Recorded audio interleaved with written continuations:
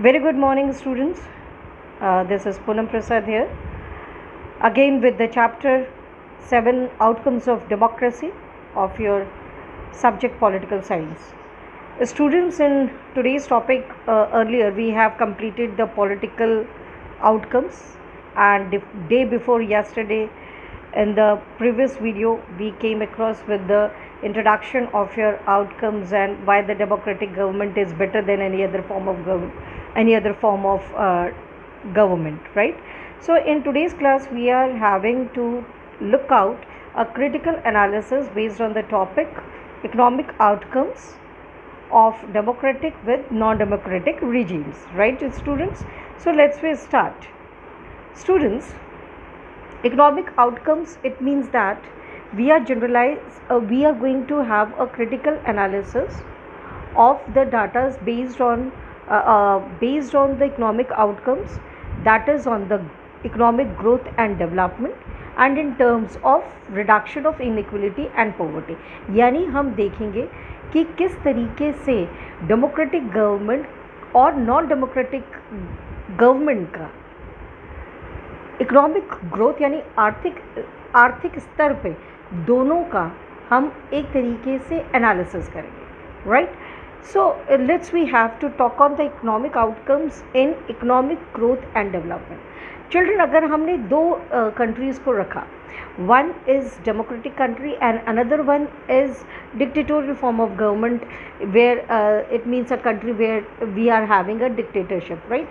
अगर हम बात करें तो many democratic countries, they are not have been able to achieve the successful, you can say, economic growth and development. It's true. For example, if you are talking about Bangladesh, if you are talking about India, if you are talking about Pakistan, अगर हम यहाँ पे देखते हैं तो यहाँ पे economic, ये लोग डेमोक्रेटिक कंट्रीज़ हैं, लेकिन यहाँ का जो इकोनॉमिक डेवलपमेंट है वो इतना अच्छा as a data is not quite satisfaction नहीं है, ठीक है? If we are considering the track record of all the democracies and all the dictatorship between the period of 1950s to 2000, अगर हम इंडियन पर्सपेक्टिव को बात करें, जब भारत आज़ाद हुआ और अभी तक, we find that dictatorship as compared to non-democratic regimes, dictatorship have a slightly higher rate of economic growth than democracies. Beta, this is a quite important issue in front of us. Democratic government जहाँ पे वो लोगों की इच्छाओं का सम्मान करते हैं, लेकिन वो पॉलिटिकल सिनारियों में वो कहते हैं ना कि non democratic regimes are having a higher rate of economic growth as compare to democratic regimes, यानी डेमोक्रेटिक गवर्नमेंट के अपेक्षाकृत. क्योंकि देखो बेटा, जो इकोनॉमिक डेवलपमेंट किसी भी कंट्री का डिपेंड करता है उसके पॉपुलेशन से, उसका ग्लोबल सिचुएशन यानी उसकी पहचान क्या है ग्लोबली, जो cooperation from the side of the countries, और उस कंट्री का इकोनॉमिक पॉलिसीज़, राइट? इनके इस पे डिपेंड करता है आपका economic development of a country. तो differences in the rate of economic development between less developed countries with the dictator and the democracies are negligible here, beta.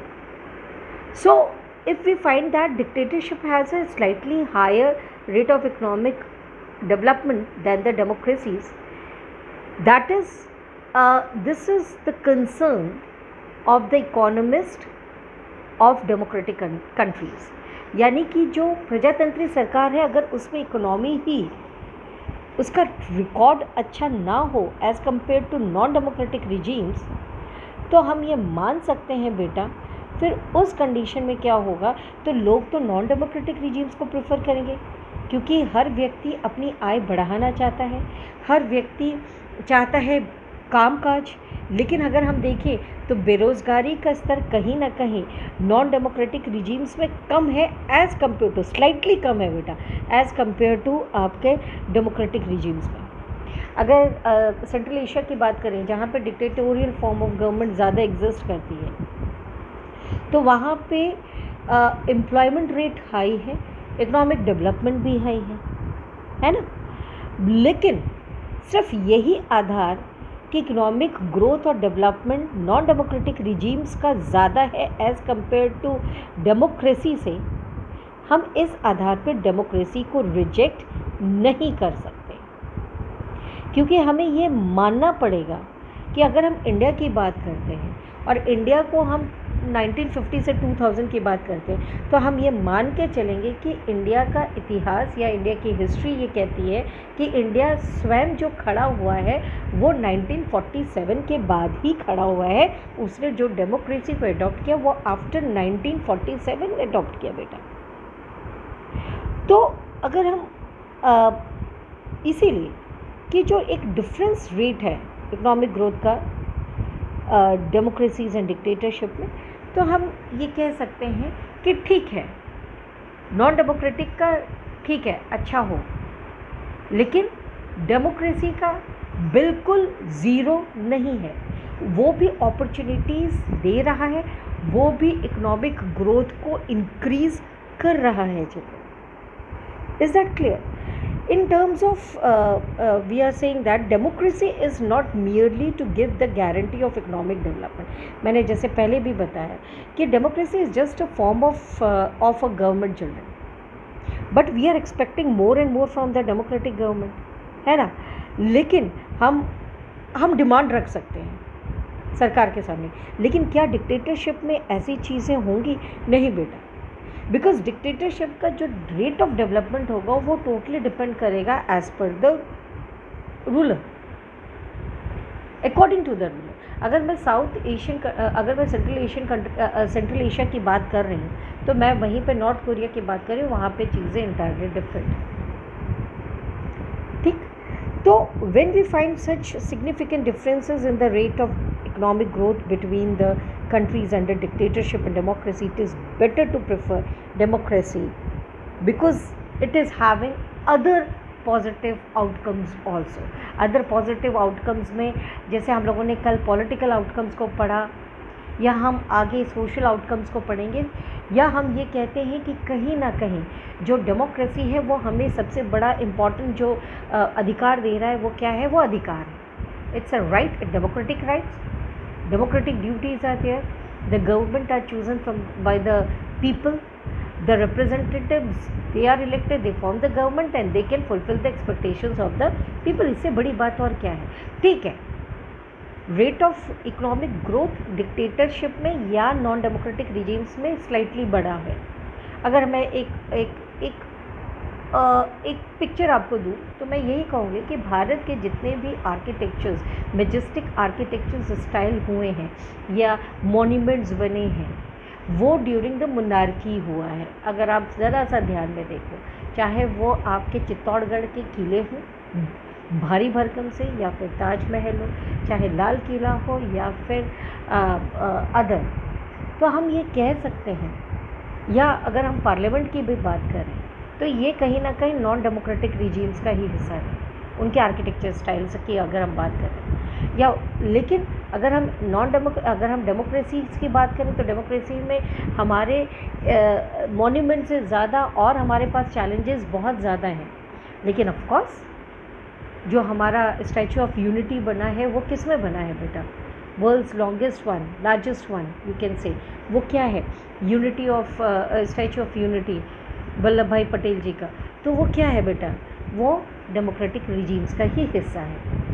तो बहरहाल हम ये बात करते हैं कि इकोनॉमिक डेवलपमेंट चूँकि नॉन डेमोक्रेटिक रिजीम्स में ज़्यादा है as compare to democracy, but yes the democracy is are people's own government data, and we Indians are but it's a good one that we Indians are having a democracy and we are the part of the democratic country. Students, the second important point in terms of reduction of inequality and poverty, this is a quite important aspect in front of us to assess the democracy with non democratic regimes. हम अगर इसके ऊपर result देखते हैं, इसके ऊपर अगर हम आउटकम्स देखते हैं, तो डेमोक्रेसी जिस तरह से इकोनॉमिक ग्रोथ में अपने आप को इंट्रोड्यूस करने की बात कर रहा है, यहाँ पे हम एक्सपेक्ट करते हैं, कंट्रीमैन एक्सपेक्ट करते हैं अपने डेमोक्रेटिक गवर्नमेंट से कि वो इकोनॉमिक डिस्पैरिटीज़ को रिड्यूस करे। इकोनॉमिक डिस्पैरिटीज़ मतलब huge gap between rich and poor, है ना बेटा। So it is expected that there should also be the distribution of wealth in such a manner that all the citizens are able to lead a better life, जो गलत नहीं है। every walk of the society they wanted to have equal distribution of wealth। अगर मैं ये कह रही हूँ, जैसे फॉर एग्जाम्पल चिल्ड्रन, अगर एक अब it is based on that, democracy is based on politic. अगर हम इक्वलिटी की बात करते हैं तो हम कहते हैं कि भारत जो है democracy is based on political equality. लेकिन अगर हम बात इकोनॉमिक इक्वलिटी की करते हैं तो we are having a huge difference between these two, क्योंकि एक जो small number of ultra rich people हैं, they are enjoying the resources, disproportionate share of wealth, you can say income, they share the total income of a country is increasing, children. But on the other hand, if we are talking about the income of a poor, वो slightly क्या हो रहा है, decline हो रहा है, और हम देख रहे हैं there is a widen gap between the rich and the poor. तो अगर हम एक्सपेक्टेशंस करते हैं किससे, डेमोक्रेटिक गवर्नमेंट से, तो हम सिर्फ यही कहेंगे पॉवर्टी हटाओ, अनएम्प्लॉयमेंट हटाओ, एक तरीके से आर्थिक समानता लेकर आइए। और यहीं पे डेमोक्रेटिक गवर्नमेंट चूक होती है डेमोक्रेटिक गवर्नमेंट से। Sometimes we are finding difficult to meet the basic needs of life like food, clothes, house, education and health. India is a country where the large proportion of the population are not having their basic needs of their life better. So in that term we can say, though the poor constitute a large proportion of the voters, yet the democratic government is not taking take up the question of poverty seriously. Their situation is much worse in some other countries like Bangladesh. Fine, Bangladesh में बहुत ज़्यादा inequality है, बहुत ज़्यादा poverty है। तो अगर हम यहाँ पे ये बात करें कि we are expecting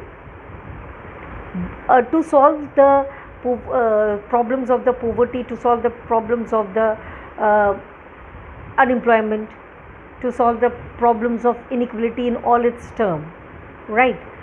But it cannot be fulfilled.